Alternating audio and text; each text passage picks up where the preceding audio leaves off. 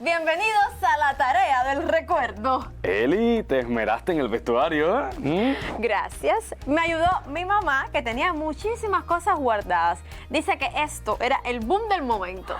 Cuando me dijiste de hacer esta tarea, me puse a buscar imágenes de los 80 y 90 y creo que di en el clavo. Tú no has visto nada. Está perfecto ese atuendo. Me parece estar viendo un video de esa época. ¿Viste? Amigos, como ya imaginarán, hoy viajaremos a las décadas que marcaron generaciones. Los inolvidables 80 y 90. Prepárense para conocer por qué esas épocas siguen presentes en nuestro día a día. Ya comienza La Retrotarea.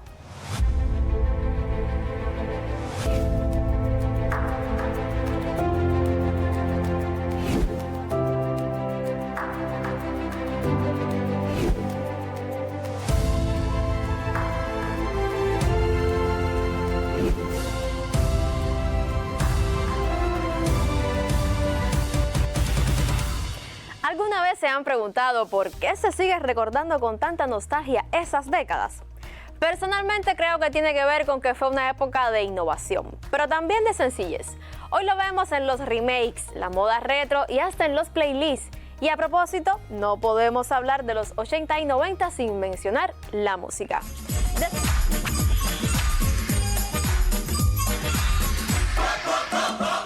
Desde el auge del pop y el rock en los 80 hasta el grunge y las boy band de los 90, ¿nunca les han hablado de la fiebre del cassette y los CD?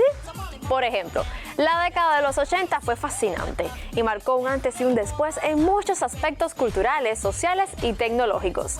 ¿Te imaginas un mundo sin redes sociales ni teléfonos inteligentes? Pues en los 80 no existían. Y eso no evitó que esta década fuera inigualable en muchos sentidos. Ningún artista ha revolucionado tanto el pop como Michael Jackson, con su estilo único, movimientos icónicos como El Caminante Lunar y álbumes legendarios como Thriller, que sigue siendo el más vendido de la historia. Jackson rompió barreras culturales y llevó la música a nuevas alturas. Pero no era solo su música, su capacidad para crear videos musicales épicos como Beat It y Billie Jean redefinió lo que significaba ser un artista visual.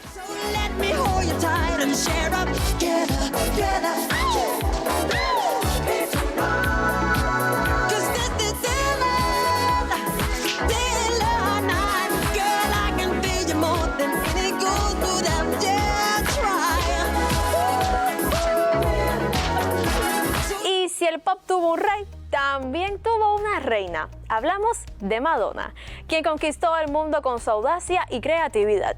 Era mucho más que una cantante, era un símbolo de empoderamiento y reinvención.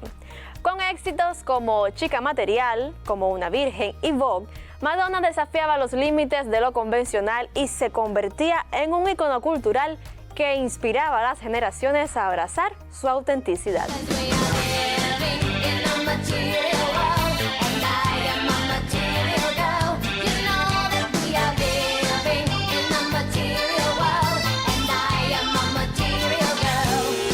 En los 80 el rock seguía rugiendo con fuerza, pero también evolucionaba. Bandas como U2, The Police y Queen dominaron el escenario mundial, mientras que el New Wave tenía un sonido más fresco y experimental, combinando sintetizadores con letras profundas. Grupos como Depeche Mode, The Cure y Duran Duran se convirtieron en la banda sonora de una juventud que buscaba algo nuevo y emocional.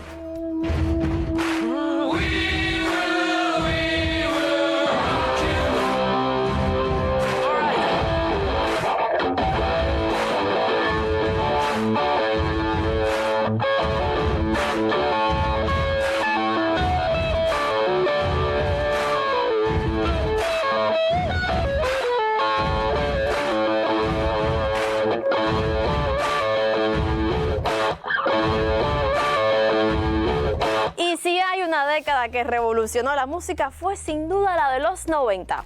Desde el sonido rebelde del grunge hasta el reinado del pop comercial, este periodo marcó una generación con ritmos inolvidables y artistas icónicos. Las bandas no solo crearon una nueva estética musical, sino que también influenciaron la moda y la actitud de la juventud. Nirvana con su álbum Nevermind de 1991 y el himno Smell Like Teen Spirit se convirtió en la banda que puso al grunge en el centro del escenario global.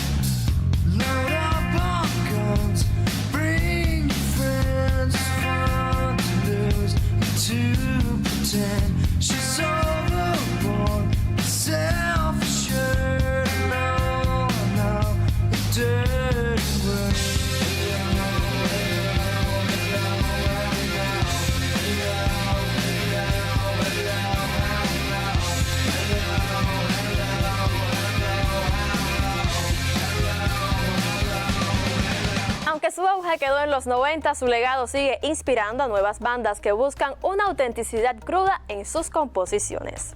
Los 90 fueron también la edad dorada del hip hop, con el auge y la expansión del género hacia nuevas formas de expresión. Grupos como Outkast innovaron con sonidos frescos, mientras que el hip hop se consolidó como una fuerza cultural y social.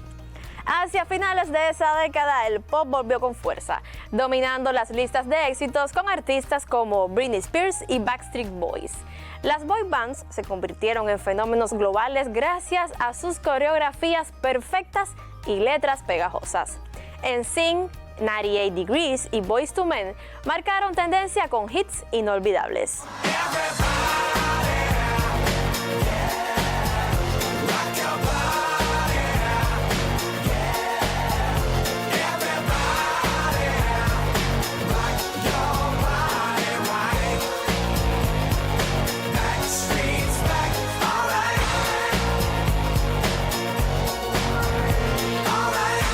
Por otro lado, las girl bands trajeron un mensaje de empoderamiento. Spice Girls, con su tema Poder Femenino, se convirtieron en un símbolo cultural, mientras que TLC y Destiny's Child añadieron un toque de ritmo, blues y actitud al pop.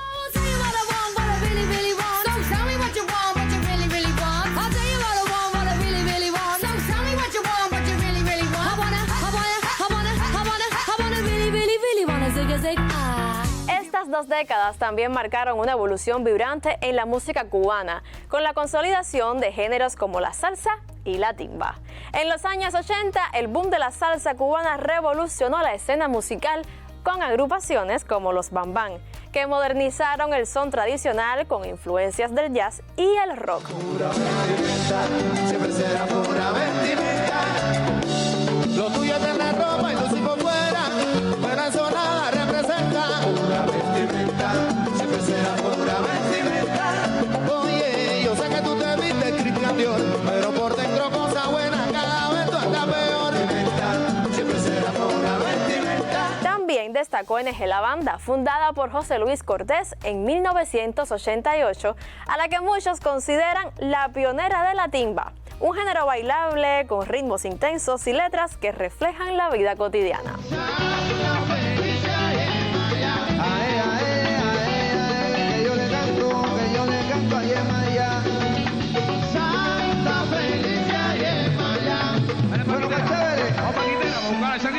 Bueno, vamos para Quintera, caballero, reparto Quintera.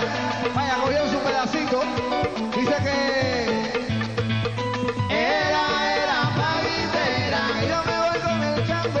Era pa' Quintera. En los 90, la música cubana se diversificó aún más.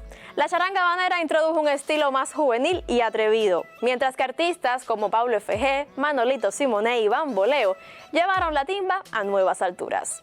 Paralelamente, la novísima trova emergió con cantautores que renovaron la tradición trovadoresca con letras profundas y sonidos frescos. Este periodo fue clave para la internacionalización de la música cubana, con artistas que llevaron su talento a escenarios globales, consolidando a Cuba como una potencia musical. Y claro, ¿qué sería de esas décadas sin el cine y la televisión? Desde películas icónicas hasta series inolvidables. Los 80 fue la era dorada del cine de ciencia ficción, mientras que los 90 nos trajeron las megaproducciones de Hollywood. Fue una época en la que las historias, los personajes y las tecnologías dieron pasos gigantescos que definieron el entretenimiento que hoy conocemos.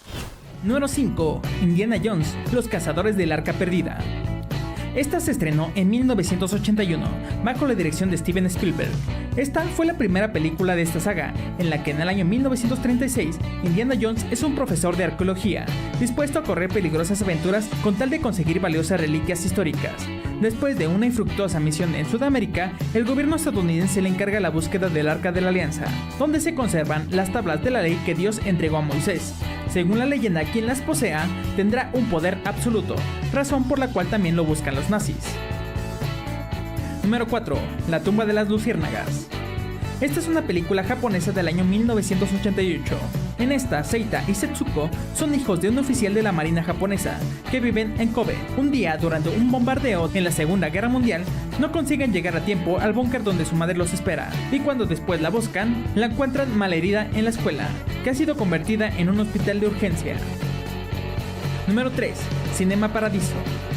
Esta es una película italiana estrenada en 1988. En esta se nos muestra una historia de amor por el cine, narrando la historia de Salvatore, un niño de un pueblecito italiano en el que el único pasatiempo es ir al cine. Subyugado por las imágenes en movimiento, el chico cree ciegamente que el cine es magia. Pero un día, Alfredo, el operador, accede a enseñarle al pequeño los misterios y secretos que se ocultan detrás de una película. Salvatore va creciendo y llega el momento en el que debe abandonar el pueblo y buscarse la vida. 30 años después, recibe un mensaje en el que le comunican que debe volver a casa. Número 2. Volver al futuro.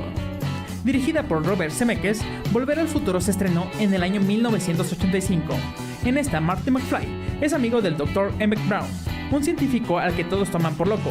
Cuando el Doc crea una máquina para viajar en el tiempo, un error fortuito hace que Marty llegue a 1955, año en el que sus futuros padres aún no se habían conocido. Después de impedir su encuentro, deberá conseguir que se conozcan y se casen. De lo contrario, su existencia no sería posible. Número 1. Star Wars, El Imperio Contraataca.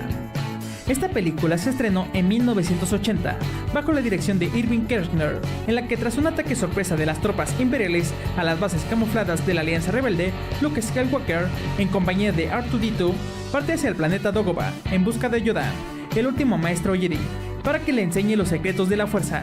Mientras Han Solo, la princesa Leia, Chewbacca y C-3PO esquivan a las fuerzas imperiales y piden refugio al antiguo propietario del halcón milenario, Lando Calrissian, en la ciudad minera de Bespin, donde les prepara una trampa urdida por Darth Vader. Esta década también fue un periodo vibrante para el cine cubano, marcado por una mayor producción y una exploración profunda de la identidad nacional.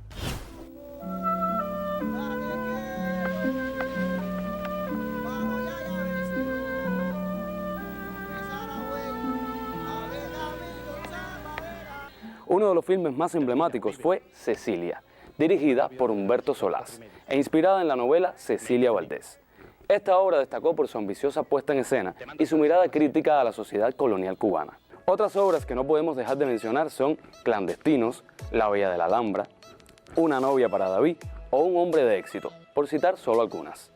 Dentro de las producciones de esta etapa también predominó la comedia de costumbres de corte populista, dirigida a criticar y satirizar determinados segmentos de la realidad sociocultural y económica del país. Entre ellas se encuentran títulos como Se permuta, Hasta cierto punto, Los pájaros tirándole a la escopeta, Plaf o Demasiado miedo a la vida, entre otras muchas. En los 90 el cine no se quedó atrás. Surgieron clásicos como Parque Jurásico, con efectos especiales que dejaron boquiabierto al mundo, y Titanic, una obra que combinó drama humano con un despliegue visual impresionante. Listen to me, I've got you. I won't let go.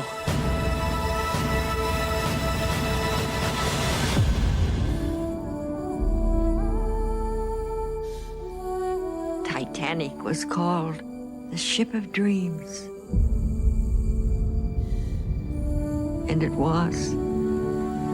It really was. Open your eyes. I'm flying! Jack!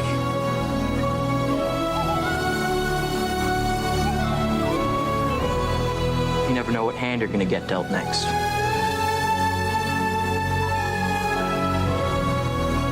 You learn to take life as it comes at you. To make each day count.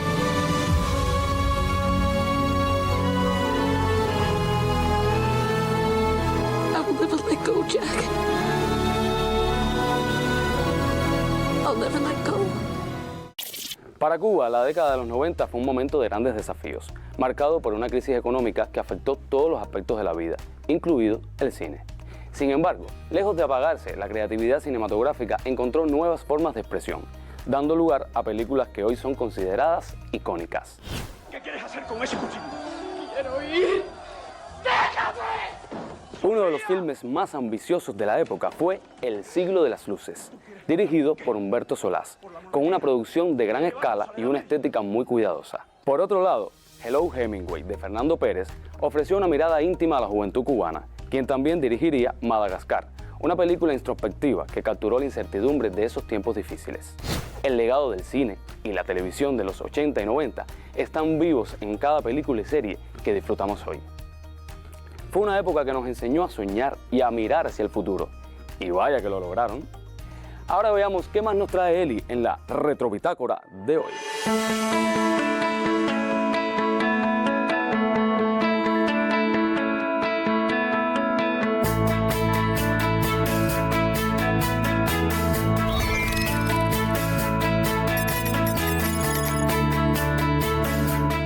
Si hoy no puedes imaginar la vida sin tu teléfono celular o tus videojuegos ultra realistas, te sorprendería saber que todo comenzó en las décadas de los 80 y 90. Aunque esos eran tiempos de tecnología analógica, fueron años que marcaron el inicio de la revolución digital con inventos que transformaron la música, el entretenimiento y la comunicación, dejando un legado que sigue presente en nuestro día a día. Mucho antes de los smartphones, hubo un dispositivo que ya te organizaba la vida. El Psion Organizer fue uno de los primeros ordenadores de bolsillo.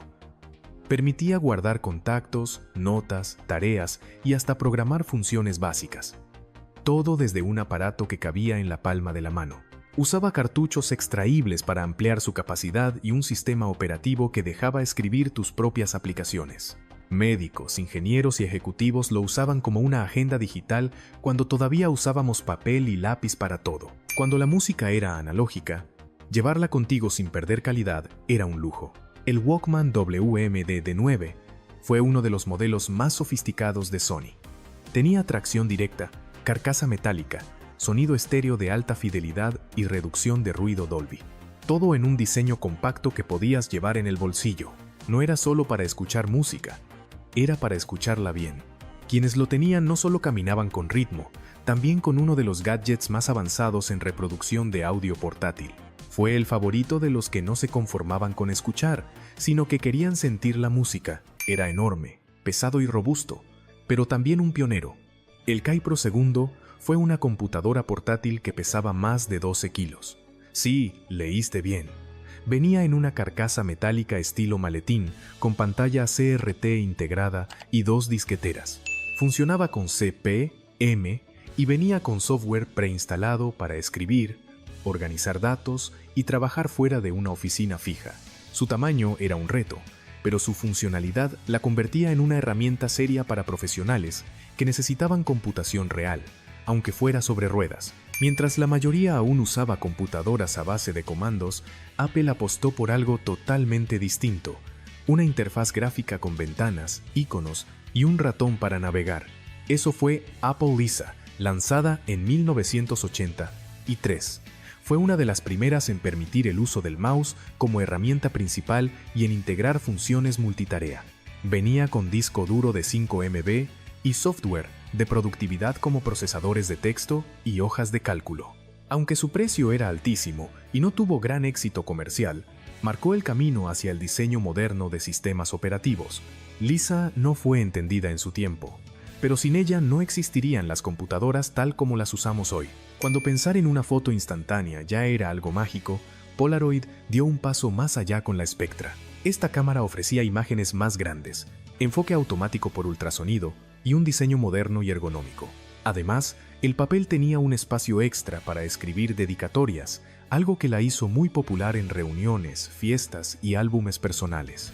Era tan fácil de usar como apretar un botón, y la calidad de las imágenes superaba a la de modelos anteriores. Fue la mezcla perfecta entre simplicidad y tecnología, y reafirmó a Polaroid como líder en fotografía instantánea.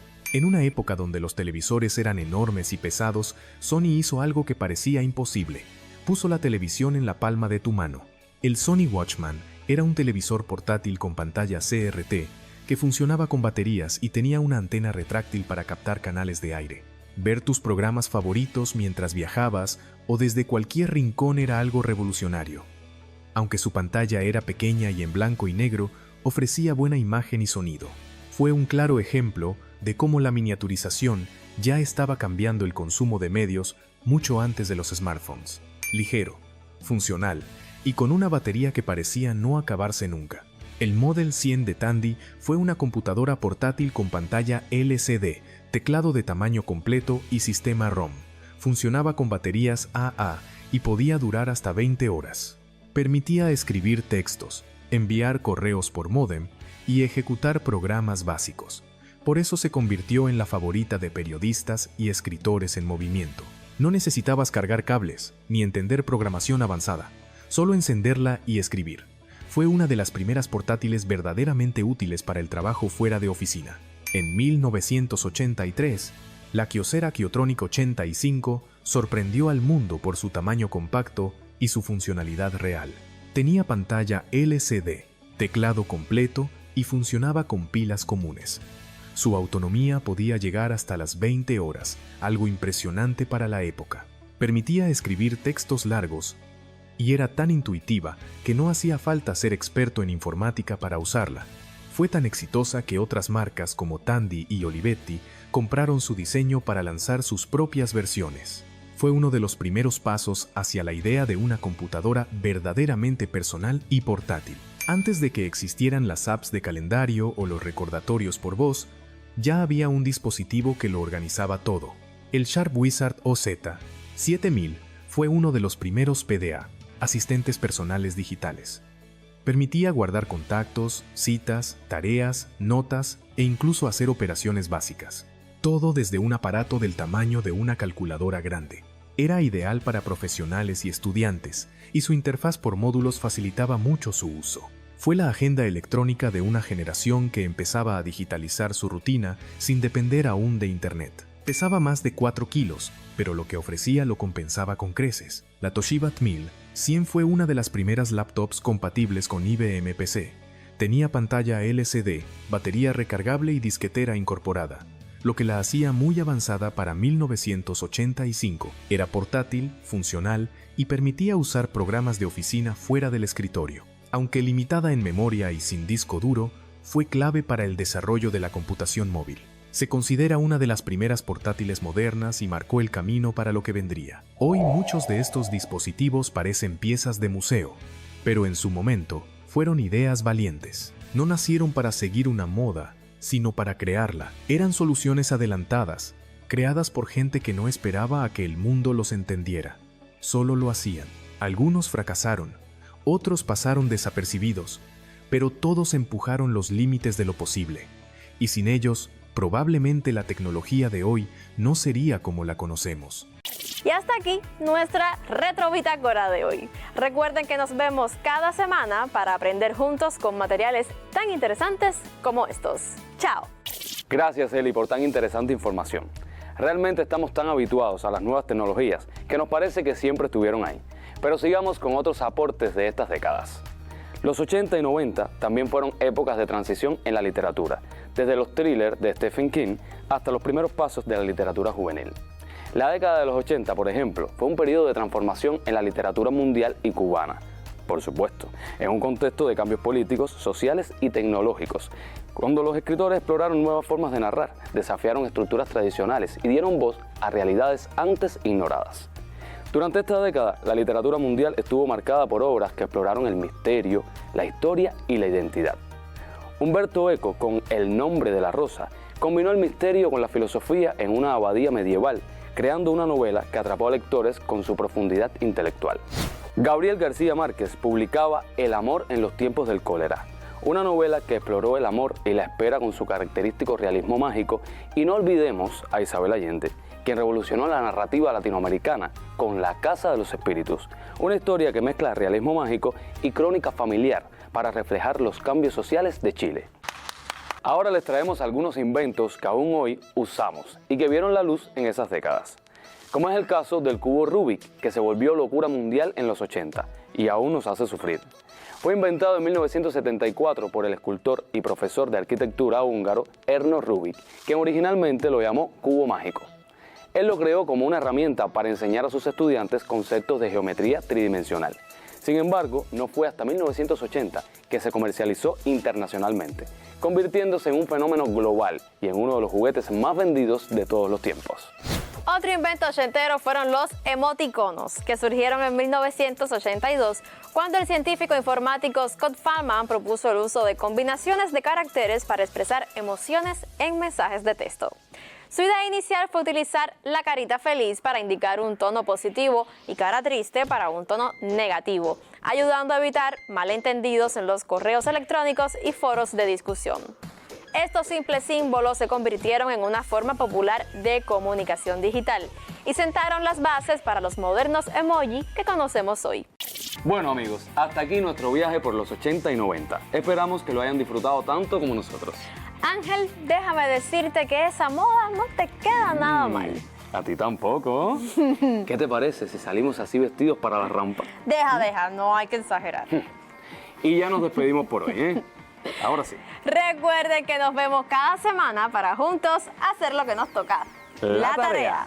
Todos los conceptos que me regala tu creatividad, tu amor, pones todo tu empeño en mi enseñanza y cada vez lo haces mejor. Brindas una inocencia y das experiencia, esa que me ayuda a vencer. Vuelo entre notas confusas y semicorcheas hasta que caigo en la